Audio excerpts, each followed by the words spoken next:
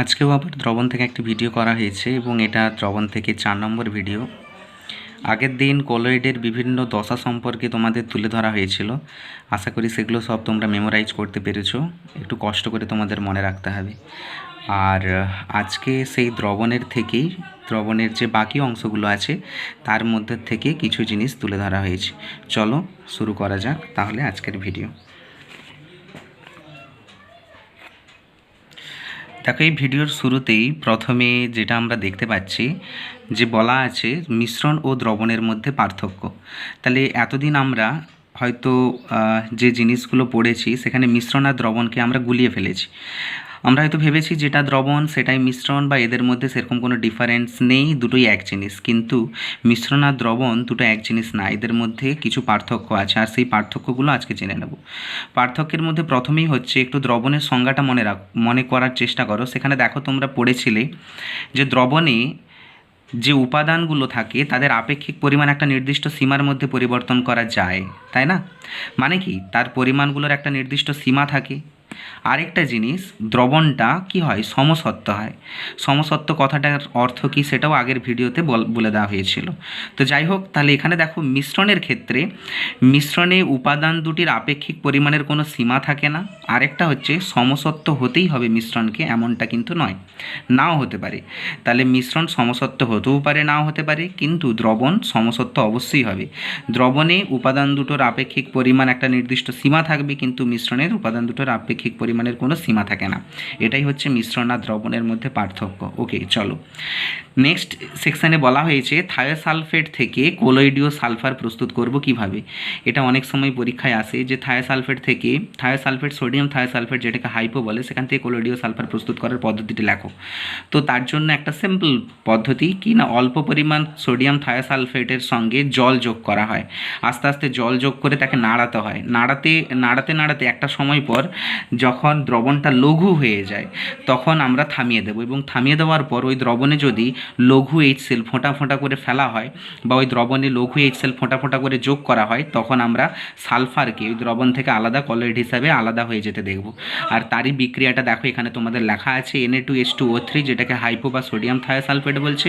লঘু এইচসিএল যখন যোগ করা হচ্ছে, সোডিয়াম ক্লোরাইড H2 মানে জল আর সালফার উৎপন্ন হচ্ছে, তার সঙ্গে SO2 উৎপন্ন হচ্ছে। যাই হোক, সালফার কোলয়েডীয় সালফার যেটা আমাদের প্রস্তুত করার কথা ছিল সেটা উৎপন্ন হচ্ছে। তাহলে আবার বলছি, কিছুটা হাইপো নেব একটা পাত্রে, তাতে আস্তে আস্তে জল মিশিয়ে দ্রবণটাকে লঘু করব। লঘু করার পর থামিয়ে দেব। লঘু করার পর তারপর আস্তে আস্তে লঘু এইচসিএল হতে ফোঁটা ফোঁটা করে ফেলবো।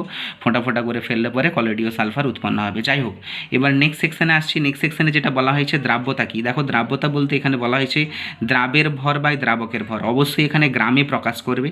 দ্রাবের ভর গ্রামে বাই দ্রাবকের ভর গ্রামে ইন্টু 100 একটা নির্দিষ্ট উষ্ণতায়, সেটাকেই দ্রাব্যতা বলা হয়। আর এই দ্রাব্যতাটাকে যদি ভাষায় প্রকাশ করা হয় তাহলে কি বলা হবে না, নির্দিষ্ট উষ্ণতায় কোনো নির্দিষ্ট পরিমাণ দ্রাবকে সর্বোচ্চ যতটা পরিমাণ দ্রবীভূত হতে পারে তাকেই বলা হয় ওই উষ্ণতায় ওই দ্রবণের দ্রাব্যতা। আবার বলছি, এখানে যে সংক্ষেপে প্রকাশ করা হয়েছে সেই সংক্ষেপে প্রকাশ করার সাহায্যে কিন্তু তোমরা নিজেরা সংজ্ঞাতে উপনীত হতে পারো বা নিজেরাই সংজ্ঞাটা বানিয়ে ফেলতে পারো। দেখো, এখানে দ্রাব্যতা সমান বলা হয়েছে দ্রাবের ভর গ্রাম এককে বাই দ্রাবকের ভর গ্রাম এককে ইন্টু 100 একটা নির্দিষ্ট উষ্ণতাতে। তাহলে সেখান থেকেই আমরা ভাষাতে বলছি দ্রাব্যতার ডেফিনেশন কি না, কোনো নির্দিষ্ট উষ্ণতায় কোনো নির্দিষ্ট পরিমাণ দ্রাবকে সর্বোচ্চ যতটা পরিমাণ দ্রবীভূত হতে পারে সেই পরিমাণটাকেই ওই উষ্ণতায় ওই দ্রবণে দ্রাব্যতা বলা হয়। ওকে, তবে এখানে তোমাদের মনে প্রশ্ন আসছে যে স্যার এখানে 100 গুণ করা হয়েছে কেন। এই যে বললাম একটা নির্দিষ্ট পরিমাণ দ্রাবক, আর যখন দ্রাব্যতা প্রকাশ করা হয় সেই নির্দিষ্ট পরিমাণ দ্রাবক বলতে 100 গ্রাম দ্রাবককে আমরা ধরে নিই। তাই এখানে 100 সাপেক্ষে মানে 100 গ্রাম দ্রাবকে সর্বোচ্চ যতটা দ্রবীভূত হয় সেটাকেই তার দ্রাব্যতা হিসাবে প্রকাশ করা হয়। আর সেই হিসাবেই তোমাদের একটা কোশ্চেন দেওয়া হয়েছে এখানে যে 20 ডিগ্রি সেন্টিগ্রেড উষ্ণতায় NaCl এর জলে দ্রাব্যতা 35.89 বলতে কী বোঝো। এরকম কোশ্চেন প্রায় পরীক্ষায় তোমাদের আসে। তখন কি বলবো, একটু মন দিয়ে শুনবে। তাহলে বলবো যে 20 ডিগ্রি সেন্টিগ্রেড উষ্ণতায় 100 গ্রাম NaCl সরি 20 ডিগ্রি সেন্টিগ্রেড উষ্ণতায় 100 গ্রাম জলে সর্বোচ্চ 35.89 গ্রাম NaCl দ্রবীভূত হতে পারে। আবার বলছি 20 ডিগ্রি সেন্টিগ্রেড উষ্ণতায় NaCl এর জলে দ্রাব্যতা 35.89 বলতে কী বোঝো? এই প্রশ্নটার উত্তর কেমনভাবে দেবো? দেখো এখানে দ্রাবকটাকে জল আর দ্রাবটাকে NaCl, তাহলে জলের পরিমাণ কত? 100 গ্রাম নিতে হবে, আর NaCl এর পরিমাণটা কত এখানে বলা আছে? 35.89 গ্রাম। তাহলে এখান থেকেই বলছি যে 20 ডিগ্রি সেন্টিগ্রেড উষ্ণতায় 100 গ্রাম জলে সর্বোচ্চ NaCl দ্রবীভূত হয় 35.89 গ্রাম। ওকে, তাহলে এইভাবেই তোমরা কোনো কোশ্চেন যদি NaCl না দিয়ে অন্য কোনো পদার্থের দ্রাব্যতা এত বলতে কী বোঝো এরকম দেয়, তাহলে তোমরা বলতে পারো। একই সঙ্গে আরেকটা কোশ্চেন আসে যে দ্রাব্যতার প্রকাশে উষ্ণতার উল্লেখ থাকে কেন? দেখো এখানেও যে দ্রাব্যতার প্রকাশটা করা হয়েছে উষ্ণতার উল্লেখ আছে, তার উত্তরটা খুবই সহজ, কারণ উষ্ণতার পরিবর্তনের সাথে সাথে কোনো নির্দিষ্ট পরিমাণ দ্রাবকে নির্দিষ্ট পরিমাণ দ্রাবের দ্রবীভূত হওয়ার পরিমাণ বেড়ে যায় বা কমে যায়, মানে উষ্ণতার পরিবর্তনের সাথে সাথে দ্রাব্যতার পরিবর্তন হয়, তাই দ্রাব্যতার প্রকাশের সময় সবসময় উষ্ণতার উল্লেখ করতে হয়। ওকে, এই প্রশ্নটাও পরীক্ষায় আসে। এবার আমরা একটু জেনে নেব যে দ্রাব্যতার উপর, এই যে একটু আগেই বলা হলো যে উষ্ণতার পরিবর্তনের সাথে সাথে দ্রাব্যতার পরিবর্তন হয়, তাহলে উষ্ণতার পরিবর্তনের সাথে সাথে বিভিন্ন পদার্থের দ্রাব্যতার কীরূপ পরিবর্তন হয়? তার জন্য দেখো এখানে নিচে AB করে দুটো সেকশন করা আছে। এই AB সেকশনের মধ্যে প্রথমে যেটা বলা হয়েছে, দেখো এখানে দ্রাব, কঠিন দ্রাব দিয়ে একটা উভমুখী সাইন দেওয়া হয়েছে, দিয়ে বলছে দ্রাব দ্রবীভূত অবস্থায় মাইনাস তাপ, মানে এই কথাটার অর্থ হচ্ছে যে যে সমস্ত দ্রবণে দ্রবীভূত হওয়ার পর দ্রবণটা ঠান্ডা হয়ে যায়, অর্থাৎ যে সমস্ত দ্রাব দ্রবীভূত হওয়ার পর বিক্রিয়াটা তাপগ্রাহী হয় বা দ্রবণটা ঠান্ডা হয়ে যায়, সেই সমস্ত দ্রাবের ক্ষেত্রে উষ্ণতা বাড়ালে বেশি পরিমাণে দ্রাব দ্রবীভূত হয়। এটা একজন বিজ্ঞানী এই নীতিটা দিয়েছিলেন, সেই বিজ্ঞানীর নাম হচ্ছে সাতেলিয়ার। এটা তোমরা যখন উঁচু ক্লাসে উঠবে তখন পড়বে যে সাতেলিয়ারের নীতি অনুযায়ী যে সমস্ত দ্রাব জলীয় দ্রবণে দ্রবীভূত হওয়ার পর ঠান্ডা হয়ে যায়, সেই সমস্ত দ্রাবের মানে দ্রবণের যদি আমরা উষ্ণতা বৃদ্ধি করতে থাকি তাহলে আরও বেশি পরিমাণে দ্রাব দ্রবীভূত হতে পারে, মানে তাদের দ্রাব্যতা বেড়ে যায়, উষ্ণতা বাড়ালে সেই সমস্ত দ্রবণের দ্রাব্যতা বেড়ে যায়। আবার একই রকমভাবে সাতেলিয়ারের নীতি অনুযায়ী যেই সমস্ত দ্রবণে দ্রবীভূত হওয়ার পর প্লাস তাপ, মানে তাপমোচি বা তাপ উৎপন্ন হয় বা গরম হয়ে যায়, সেই সমস্ত দ্রবণের ক্ষেত্রে সাতেলিয়ারের নীতি মেনে উষ্ণতা বাড়ালে পরে দ্রাব্যতা কমে যায়, অর্থাৎ কম দ্রাব দ্রবীভূত হয়। বোঝা গেছে?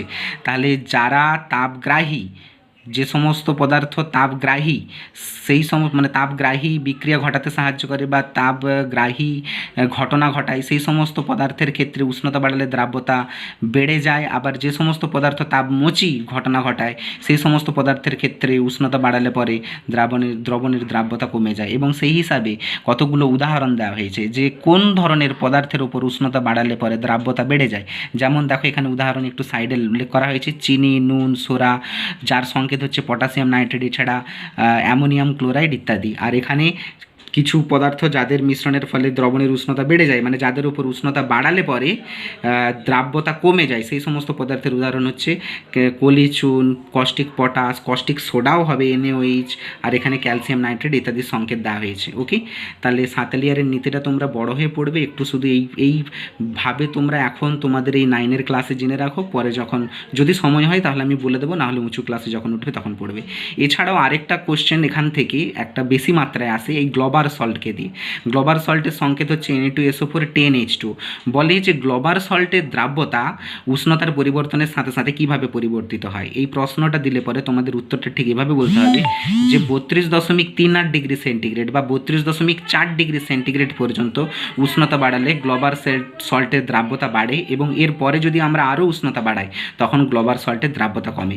দেখো এই উষ্ণতার সাথে দ্রাব্যতার পরিবর্তনের জন্য এই সমস্ত তথ্যগুলো তোমাদের এখানে তুলে ধরা হয়েছে ঠিকই, কিন্তু তোমাদের বইয়েতে কিছু গ্রাফিক্যাল রিপ্রেজেন্টেশনও আছে, অর্থাৎ গ্রাফের সাহায্যে প্রকাশ করে দেখানো হয়েছে যে চিনি, নুন বা অ্যামোনিয়াম ক্লোরাইড বা পটাশিয়াম নাইট্রেট বা কস্টিক পটাশ বা কলিচুন বা ক্যালসিয়াম নাইট্রেট বা ইত্যাদি বিভিন্ন পদার্থের ক্ষেত্রে উষ্ণতা বাড়ালে কেমনভাবে দ্রাব্যতার পরিবর্তন হয় গ্রাফের সাহায্যে দেখানো হয়েছে।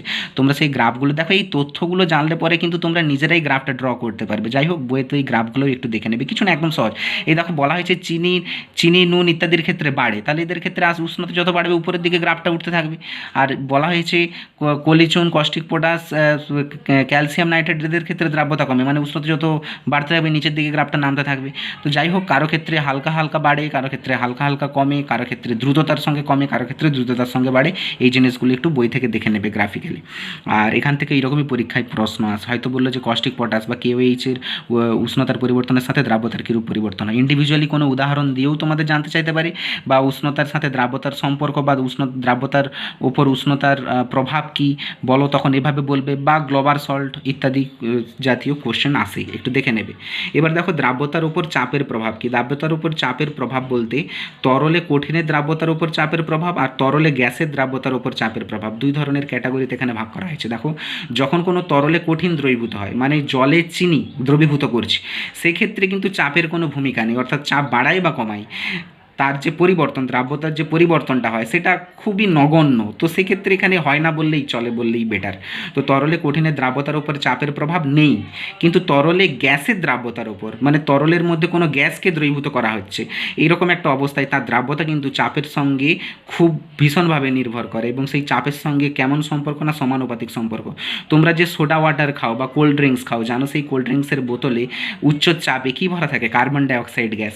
তাহলে চাপ বাড়ালে পরে এমনি নর্মাল প্রেসারের পরে কার্বন ডাইঅক্সাইড ওই গ্যাসের মধ্যে যতটা থাকে, ওই তরলের মধ্যে যতটা থাকে, সেই সেই তরলের মধ্যে আরও বেশি পরিমাণে কার্বন ডাইঅক্সাইডকে দ্রবীভূত করা থাকে। কী উপায়ে না, চাপ বাড়িয়ে। তাহলে তোমরা সিম্পলি বুঝতেই পারছো যে চাপ বাড়ালে পরে তরলে গ্যাসের দ্রাব্যতা বেড়ে যায়। এই রিলেটেড একটা সূত্র আছে, হেনরির সূত্র, এটাও তোমাদের পরীক্ষায় বেশি মাত্রায় আসে, খুবই ইম্পর্টেন্ট, যে দ্রাব্যতার উপর চাপের প্রভাব সম্পর্কিত হেনরির সূত্রটি লেখো। তাহলে সেই হেনরির সূত্রটা ঠিক এইরূপ, তোমাদের বইয়েতেও আছে, দেখে নেবে, যে স্থির উষ্ণতায় নির্দিষ্ট আয়তনের তরলে একটি গ্যাসের দ্রাব্যতা গ্যাসটির ওপর প্রযুক্ত চাপের সমানুপাতিক হয়। আবার বলছি, স্থির উষ্ণতায় নির্দিষ্ট আয়তনের তরলে একটি গ্যাসের দ্রাব্যতা গ্যাসটির ওপর প্রযুক্ত চাপের সমানুপাতিক। এত সিম্পল কথাটা হচ্ছে, স্থির উষ্ণতায় তরলে গ্যাসের দ্রাব্যতা গ্যাসটির ওপর প্রযুক্ত চাপের সঙ্গে সমানুপাতিক হয়, একটু আগেই যে কথাটা বলা হয়েছিল। তবে এক্ষেত্রে একটা শর্ত হচ্ছে যে গ্যাস আর তরল রাসায়নিক বিক্রিয়া করে না এমন হতে হবে, ঠিক আছে।